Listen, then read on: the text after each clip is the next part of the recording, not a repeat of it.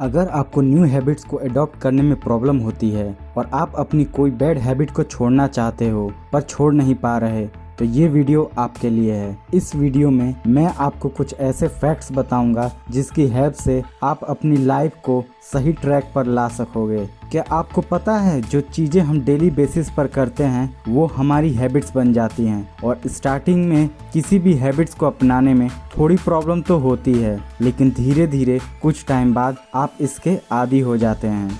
Habits की importance को तो आप समझते ही होंगे, क्योंकि हैबिट्स आपकी लाइफ बना सकती है, आपकी पूरी लाइफ को ऐसे चेंज कर सकती है कि आप सोच भी नहीं सकते। इसलिए हमें अपने हैबिट्स पर ध्यान देना होगा, क्योंकि अगर आपकी हैबिट्स अच्छी होंगी तो आपको पता भी नहीं चलेगा कि कब समय बीत गया और आप एक अच्छे मुकाम पर पहुंच गए। लेकिन वहीं अगर आपकी हैबिट प्रोडक्टिव नहीं है तो कब आप बर्बाद हो जाओगे आपको ये भी पता नहीं चलेगा। तो आपको अपनी लाइफ को किस डायरेक्शन में लेके जाना है ये डिसीजन आपका है। और अगर आप अपनी लाइफ में कुछ करना चाहते हैं, कुछ बनना चाहते हैं तो इस वीडियो को पूरा जरूर देखिएगा। So let's begin. The fateful tendencies we bring into the world. दोस्तों, एक बात हमेशा याद रखिए कि इस दुनिया में आप खुद में अकेले एक हो, और ये फैक्ट है। आपके पास जो एबिलिटी है, जो पोटेंशियल है, वो किसी और के पास नहीं है। आप यूनिक हो और इस बात पर आपको बिलीव करना होगा,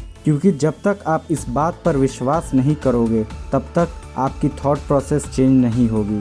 जरूरी नहीं कि जो तरीका दूसरों पर काम आता है वो आप पर भी काम करेगा। फॉर एग्जाम्पल, कुछ स्टूडेंट्स क्लास में अपने लैपटॉप से नोट्स लेते हैं क्योंकि ऐसा करना उन्हें इजी लगता है, लेकिन वहीं आपके लिए हो सकता है नोटबुक पर लिखना इजी लगे। कोई हैबिट प्रैक्टिस करने में इजी है या डिफ़िकल्ट, ये डिपेंड करता है कि आप उस हैबिट से जुड़ी हुई लेवल ऑफ एक्सपेक्टेशन क्या रखते हैं। एक्सपेक्टेशन दो तरह की होती है। फर्स्ट है आउटर एक्सपेक्टेशन जो दूसरों से आती है, और सेकंड है इनर एक्सपेक्टेशन जो आपके अंदर से आती है। अगर किसी हैबिट के साथ हाई लेवल के एक्सपेक्टेशन हो तो आप उस हैबिट को पॉजिटिव वे में रिस्पॉन्स करोगे। हैबिट्स के हिसाब से रिस्पॉन्स करने वाले लोग चार तरह के होते हैं: अपहोल्डर्स, क्वेश्चनर्स, ऑब्लिगर्स और रिबल्स। अपहोल्डर्स अपने इनर और आउटर एक्सपेक्टेंसीज पर खड़ा उतरना चाहते हैं। इनकी एक्सपेक्टेशन काफ़ी हाई लेवल की होती है। यही रीज़न है कि अपहोल्डर्स कोई भी हैबिट्स बहुत जल्दी अडॉप्ट कर लेते हैं। अपहोल्डर्स के पास डेली टू डू लिस्ट होता है जिसे वो जितना जल्दी हो सके पूरा करने की कोशिश करते हैं। नाउ क्वेश्चनर्स को अपनी एक्सपेक्टेशन पर डाउट होता है। ये लोग एक्सपेक्टेशन पर तभी रेस्पॉन्ड करते हैं जब उन्हें उसमें कोई लॉजिक दिखता है।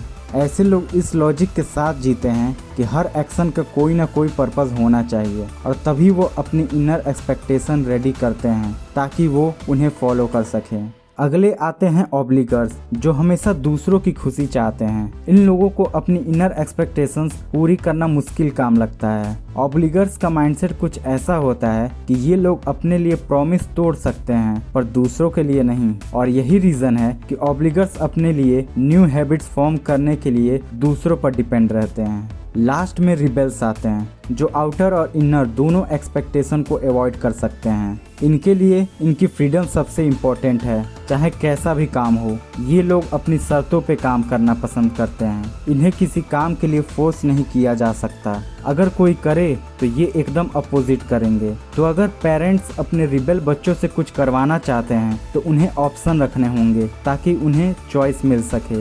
रिबेल्स को कंट्रोल करने का यही तरीका है जो आपकी प्रॉब्लम सॉल्व कर सकता है। Different solutions for different people. जैसा कि पहले बताया जा चुका है, जो आपके लिए काम करता है वो दूसरों के लिए शायद काम ना करे।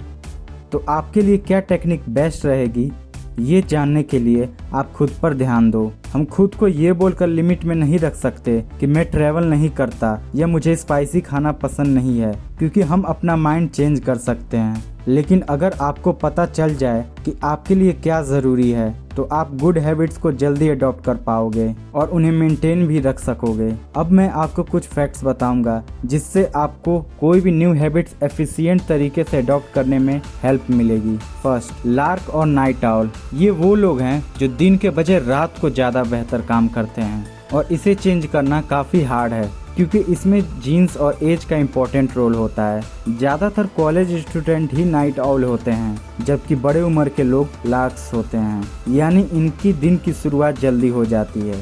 अगर आप नाइट ऑल हैं तो आपको जल्दी उठकर पढ़ने की हैबिट डालनी चाहिए, और अगर आप लार्क हैं तो आपको अपने प्रोजेक्ट्स रात के 10 बजे तक फिनिश नहीं करना चाहिए। अगले आते हैं मैराथनर, स्प्रिंटर और प्रोक्रेस्टिनेटर। अपनी हैबिट स्ट्रेटेजी बनाने के लिए ये जानना ज़रूरी है कि किस कंफर्ट पेस के साथ आप कोई हैबिट एडॉप्ट कर सकते हैं। अगर आप कोई प्रोजेक्ट ख़त्म करने में लंबा टाइम लेते हो तो आप एक मैराथनर हो, लेकिन अगर आप अंडर प्रेशर बेटर परफॉर्म करते हो और कोई काम तभी शुरू करते हो जब डेडलाइन पास हो तो आप एक स्प्रिंटर हो। एक स्प्रिंटर शॉर्ट पीरियड के प्रोजेक्ट्स पर ज़्यादा फोकस करना पसंद करता है। प्रोक्रेस्टिनेटर्स स्प्रिंटर्स की तरह होते हैं। ये लोग भी डेडलाइन से पहले कोई काम नहीं करते। फ़र्क बस इतना है कि अगर काम टाइम से पूरा ना हो तो प्रोक्रेस्टिनेटर्स फ्रस्ट्रेट हो जाते हैं।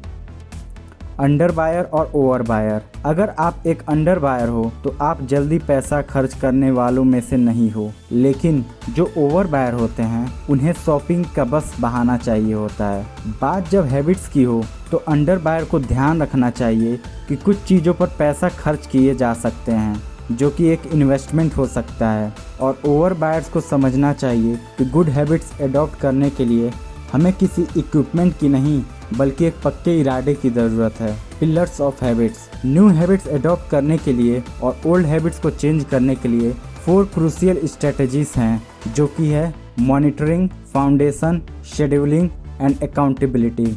एक स्टडी में पाया गया है कि हम अपने खाने को अंडर एस्टिमेट करते हैं और बात जब एक्सरसाइज की हो तो उसे ओवर एस्टिमेट करते हैं। इस स्टडी में पार्टिसिपेंट्स को बोला गया कि उन्हें 4 माइल चलना होगा, जबकि रियलिटी में सब सिर्फ 2 माइल ही चले। अगर आप मॉनिटरिंग के थ्रू वेट लूज करना चाहते हैं तो आपको पहले एक स्पेसिफिक बॉडी वेट का गोल सेट करना होगा और उस गोल को अचीव करने के लिए एक डेट भी डिसाइड करना होगा। फॉर एग्जांपल, आप बोल सकते हैं कि मुझे 3 मंथ्स में 20 पाउंड्स वेट लूज करना है। बस इसके बाद आपको रोज अपनी प्रोग्रेस चेक करनी है। स्ट्रेटजी ऑफ फाउंडेशन का मतलब है एक टाइम में एक हैबिट टैकल करना।